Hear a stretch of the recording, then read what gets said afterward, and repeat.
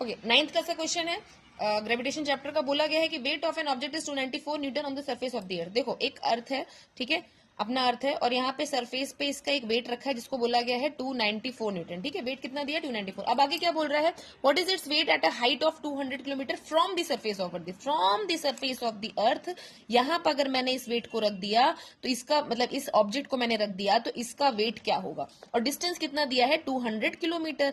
ठीक है भाई, आगे क्या बोला है कि रेडियस ऑफ द अर्थ, ठीक है, ये तो हमें पता है। रेडियस ऑफ द अर्थ कितना दिया है, यहाँ से जो इसकी रेडियस है वो कितनी है, 6400 किलोमीटर। अच्छा, सबसे पहले ये दिमाग में बैठा लो कि जो ऑब्जेक्ट सरफेस पे रखा है उसका वेट ऑब्वियसली ज्यादा होगा, मतलब जो आपका आंसर आने वाला है ना इससे कम आएगा, ये ध्यान रखना। जैसे जैसे आप दूर जाने लगते हो सरफेस से तो उतना आपका वेट कम होता जाता है, क्योंकि you know that F is equal to G m1 m2 upon R square, ये आपको पता है। ठीक है, यू नो दिस नाउ। अब इसमें हम करेंगे क्या, इसमें पहले तो ध्यान रखो कि जो आपका ऑब्जेक्ट का जो डिस्टेंस है पहले वो ले लो। तो अगर मैं बोलूं कि what is the weight of an object on the surface of the earth which is 294 Newton, आपको निकालना क्या है, सरफेस पे मतलब हाइट पे एक हाइट पे आपको निकालना है। ठीक है भाई, रेडियस क्या हो जाएगा surface of the earth, 6400 kilometre.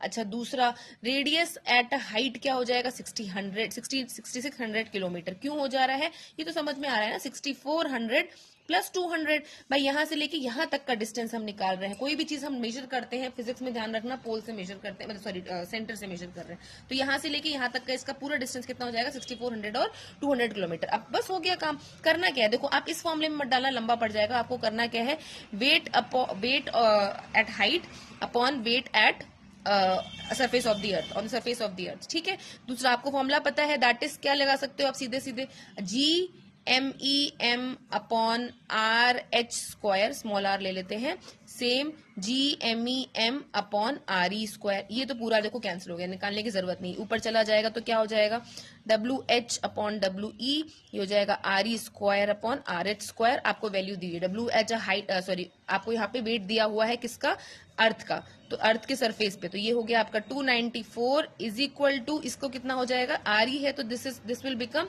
6400 upon 6600 का होल स्क्वायर ले लो ना, स्क्वायर अलग अलग मत करो, यहाँ काट लो, यहाँ पे बचेगा 32, यहाँ बचेगा 33। अब इसको आप सॉल्व कर लेना, WH 294 इंटू यहाँ ले लो 32 इंटू 32 अपॉन 33 इंटू 33।